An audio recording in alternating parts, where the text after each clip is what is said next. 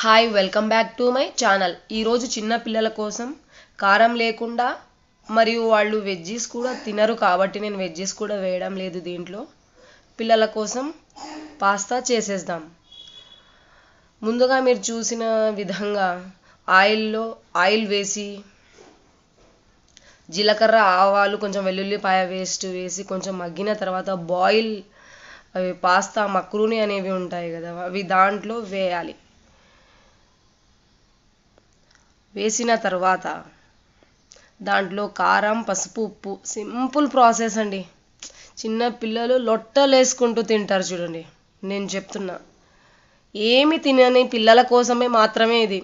అన్ని వెజ్జీస్ అన్నీ తినే పిల్లలకైతే మీరు ఏదైనా వేసుకోవచ్చు. సరే, ఇలా పాస్తా చూడండి ఎంత బాగా ఉడుకుతుందో. ఇలా అయిపోయినట్టే. సరే, ఒక ప్లేట్లో తీసుకొని తినేటప్పుడు నిమ్మకాయ పిండుకొని తిన్నారంటే చాలు, పిల్లలు రోజు ఇదే అడుగుతారు చూడండి.